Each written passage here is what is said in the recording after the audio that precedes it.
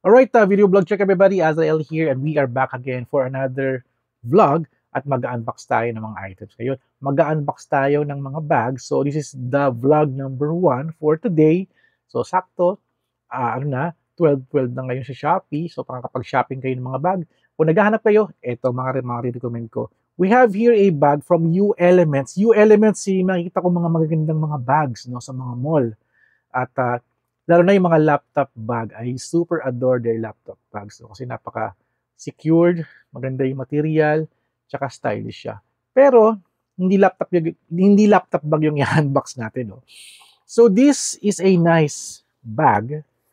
It's a crossbody bag from U Elements. Ang tawag nila dito is the U Elements Organization Elite Scott Cross Bag. So, syempre, nauso na yung mga bag na like yung mga belt bag, no? Yung mga belt bag, ginalagay nila sa ginagawang cross bag. So, ito, built-in siya for your devices, for your wallet. At maganda rito, no? Meron siyang RFID, kumbaga, security blocker, no? So, pag lagay ka ng wallet nyo dito, na meron mga credit cards, hindi siya masascan. Hindi siya masascan kasi meron siyang protection para sa mga hackers na yon ng mga cards, no? So, hindi masascan yung mga card nyo pag nasa loob ng bag. So, alright, so ganda ng bag na to, ganda ng bag, ganda ng material. I guess ito na yung gagamitin kong bag talaga. Iiwan ko na yung aking mga belt bag na ginagamit, na ginagawa kong cross bag kasi parang konting gamit lang yung malalagay. Tsaka pag may mga formal akong damit or mga semi-formal, hindi siya bagay eh. Ito maganda, color black. It's very stylish at suwak sa aking forma. So before we do the unboxing, hindi mo siya i-unbox kasi wala naman tong box, ganito lang to at meron pang tag na kasama.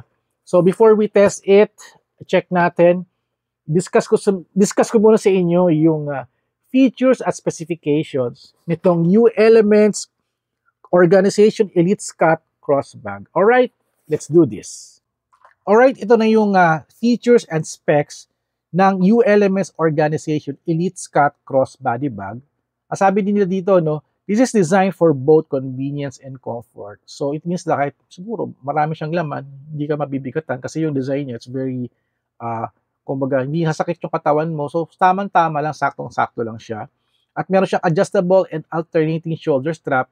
Kung ma-left kayo, pwede nyo ilipat yung strap, magiging right siya. So mga ganong style, no? Pwede naman pala. At meron siyang wide shoulder strap. Kahit malalaki yung katawan ninyo, kayang-kaya niya yan kasi wider yung kanyang shoulder strap. At sa likod is meron siyang padded back panel for comfort. So yung parang malambot dyan sa likod, no? So maganda to, no? Saan ako nakita ng crossbody bag na may ganito, no? At talagang may comfort sa body nyo, kahit lagay nyo sa likod, lagay nyo sa front, kahit punong-puno siya ng gamit, hindi masakit sa katawan kasi meron siyang parang padded back panel. So ayun, so meron siyang 2 front pockets, meron siyang dalawang 2 front pockets, at meron siyang RFID protected pocket. Yung nasa unahan nito, nandito yung RFID pocket, no? So mamaya papakita natin sa inyo yan. At meron siyang vertical zippered pocket. Meron siyang spacious main compartment sa loob. At meron siyang 2 inner pockets, 1 mesh pocket, at meron siyang signature blue lining. Yung signature blue lining niya, it's parang, I think, ito ate sinasabi nila yung lining na yan. Baka ganun yung sabi nila. Signature blue lining. Bango. Amoy bagong-bago. At gawa siya sa 160-80D polyester material. At ito ay water repellent. Kahit mabasigan siya ng tubig, I guess di mababasa yung loob. Mas splash man lang or ulan, di mababasa yung gamit sa loob. At meron siyang multiple compartments. At ito yung pinamaganda rito, no? This bag is covered by warranty within the year of purchase date. So, kailangan ng resibo. Kasi nakita ko yung sa tag nila dito, yung about the warranty. Mamaya papakita ko sa inyo. So, may email dito kung meron kayong ganitong bag or bumili kayo na wala niyo yung tag. Ito yung email nila, customerservice@unitedlimson.com. I-email kayo doon kasi kailangan nasa inyo rin yung resibo. So, sabi dito, this cross bag is generally targeted at professionals and students who need a compact solution for organizing their small tech and daily necessities. Tamang-tama sa akin kasi tech YouTuber tayo, tech media tayo, no? So lahat mga gamit ko dito, kasya yung mga phones ko, chargers ko, wallet ko, yung susi, power bank, USB Type-C, tsaka yung charger. So, yun lang naman, tsaka earphones. Mamaya, ilalagay natin lahat yan para makita ninyo kung paano ko siya gagamitin na. At for the specification and materials, dimension is 18 cm by 7 cm by 30 cm. At ang kanyang weight is 0.32 kilogram. At ang kanyang volume is 4 liters. Gari, 4 liters ito. Medyo malaki siya, no? Okay to, ah. At colors available is black and olive green. At ang SRP nito sa UElement Shopee is 2,419 pesos, which is you can buy directly here in my YouTube channel. May link dyan ni UElements directed to the item nitong UElements Organization Elite Scott Crossbody Bag. So, ayan, gawin natin, no? Tapos na tayo, no? Na-discuss ko na sa inyo yung features and specs nitong crossbag na to, no? So, gawin natin, let's have a closer look, tapos testingin natin siya, no? Paano kung gaano kadaming laman na malalagay ko dito. Tsaka kung mabigat ba or magaan. Okay, let's do this. Alright, so ito na yung UElements Organization Elite Scott Crossbody Bag. So ito yung itsura niya. Para nag-glow pa siya sa aking ilaw, no? So, very small but very thick. Parang ito yung mga gusto ko sa mga bag dito eh. May iba kasi mahaba nga siya pero manipis. Ito perfect. So sobrang kapal nito. Marami ka talagang malalaman. Parang feeling ko nga pati nga payong kasya dito eh. So this is a crossbody bag. So isa lang yung kanyang strap. At ang maganda rito, no, it's very interchangeable. Pwede mo ilipat yung strap sa right side. So actually, ako more on the right side ako eh. So lalagay ko dito sa right side na lang. So mamaya testingin natin to, no. So meron siyang pocket dito. Yan, tama-tama. Ito yung blue lining na sinasabi nila. At ito yung kanyang yung RFID protection na pocket. So nakalagay dito RFID protection. So maglalagay ka ng wallet mo dito or card para hindi siya maskas. Sana nga ginawa nilang buong ano na, no. I guess pag dito yata sa loob, hindi ka pa rin ata protected. I'm not sure, no. No. So sa loob, may sleeve dito for mini tablet, phones, ayan, or your wallet. So dito naman sa kabila is, pwede pa itong ibuka pa eh. Gandun lang. So mayroon ka maglagay dito ng mga pen or glasses mo, for example. At yung silicone eh, iniiwan ko na dito. Ayan. Iniiwan ko na yung mga, yung pag-absorb ng moisture. So, ganyan lang yung itsura niya, no? Style niya, no? So, very style. Ito talaga yung mga style ng mga bag na gusto ko talaga. Na very stylish, pang business traveler siya. Hindi ka magmumukhang hip-hop dito or parang medyo grungy yung dating, kasi very formal nung itsura niya. Kahit yung mga outfit nyo, kasyang-kasya. So, ito kanina yung sasabi ko, no, yung warranty coverage niya, no. Sabi dito, kailangan within a year of purchase, covered siya ng warranty, pero kailangan ng resibo, no, at i-email nyo siya dito sa customer service at unitedlimsum.com. Nilagay ko na rin dito just in case na kinakailangan nyo. Hindi ko lang alam kung kinakailangan pa itong tag, no? Pero feeling ko hindi niya rin din kailangan, no? So gawin natin, gupitin ko na to para magamit na natin. So for a price of 2,419, no? Ganda. So adjustable siya. Gano'n siya kahaba? Ang haba din pala. Ang haba din.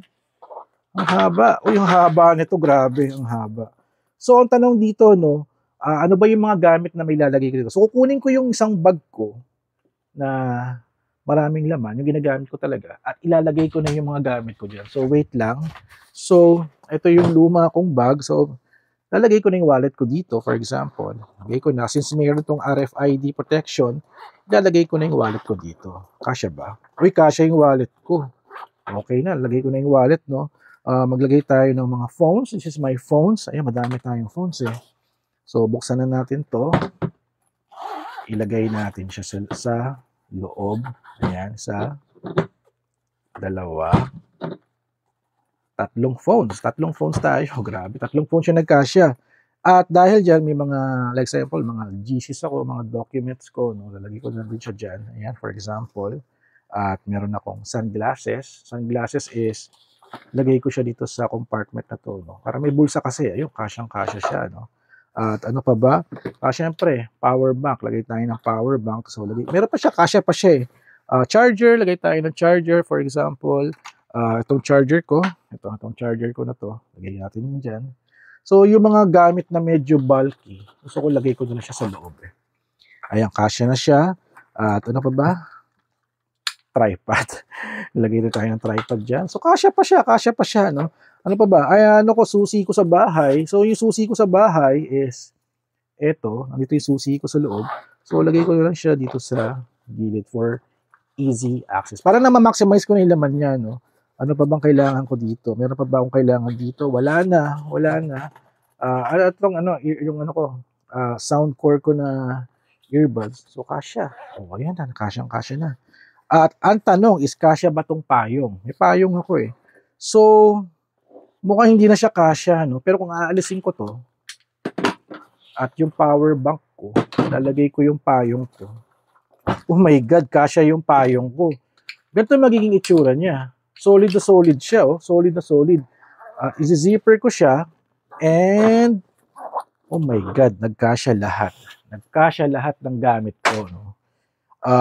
Medyo, bumubuko lang yung ano ko dito, yung aking earbuds, tsaka yung charger, at tsaka yung susi ko. So, oh my God. So, yung weight niya is tama lang. Tama lang siya. So, at least nagkasya lahat, no? Pati payong ko nagkasya. Yung nga lang, pag dudukutin ko to, I need to be very, very careful. Ayan. So, medyo masikip na siya eh. Malaki kasi yung wallet ko eh.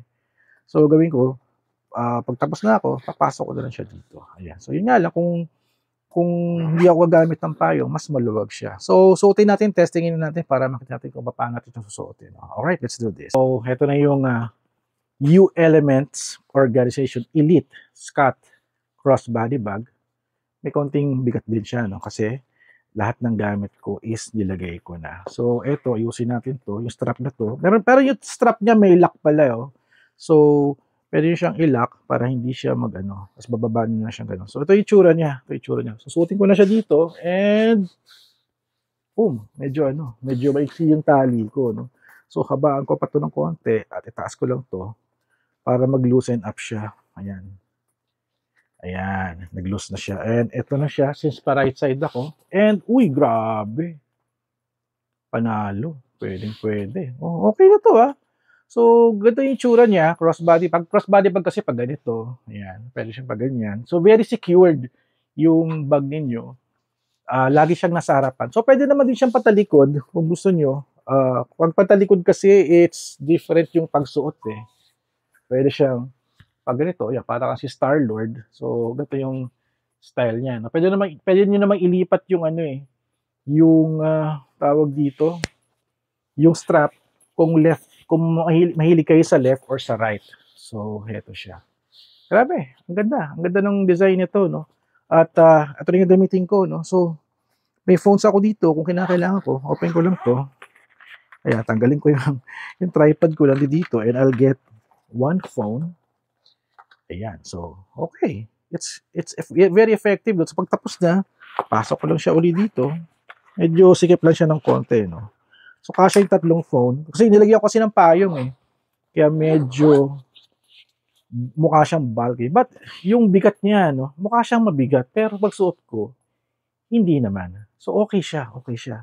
Maganda. Itong U-Elements na cross bag nila. No? Tsaka, syempre, meron din siya yung padded back. Hindi ko ramdam yung parang tumutusok yung gamit ko or parang kahit nakadikit siya, naramdam ko pa rin na namamassage yung chan ko kasi ito kasi maganda eh. Ayan, ganda. Okay siya. Medyo binaximize ko yung laman kaya ganito yung itsura niya. So, all secured, nasa unahan ninyo, hindi nyo na kailangan ilagay sa likod yung gamit ninyo. Kumbaga, iba-backpack nyo, no?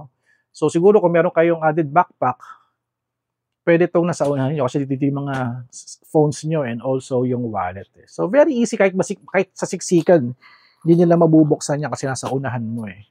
So, ang ganda. Ang ganda nitong crossbody bag from U-Elements. So, ayun, I'll end now my video here. Ang ganda ng bag na to, no? Na-maximize ko yung gamit ko. At perfect siya pag travel ka and also for your leisure or lifestyle ninyo. So, yun nga lang, na full blast ko siya Para mas maganda pag wala yung payong eh, no? Para mas maluwag-luwag siya. Pero for me, it's very effective. It's very okay, no? U elements. So yun na lang daw my video here. So thank you guys for watching. So don't forget to subscribe, like, and comment. And I'll see you guys at the next video, vlog, adventure. Tayo. Pakita ko sa inyo. Ayun, ang ganda. Grabe, oh. Woo! U elements. Maraming salamat.